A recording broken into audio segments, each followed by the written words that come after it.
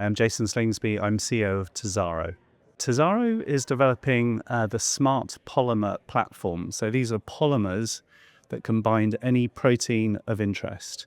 So this is a really novel way to purify viral vectors and other high-value biologics, and we hope better than traditional methods such as antibody and peptide affinity ligands. I think polymers have great advantages in terms of stability, scalability, and cost of manufacture. And we're really driving innovation to have better purification of lentiviral vectors and a pan-AAV purification step.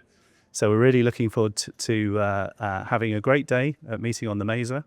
And indeed, I've got my presentation for Tozaro, sharing new data on both lentiviral vectors and AAV in around an hour. So looking forward to it. And this year's much better than last year. I think it's high 90s here. Last year it was over 110 Fahrenheit. So thanks to the organizers for laying on better weather.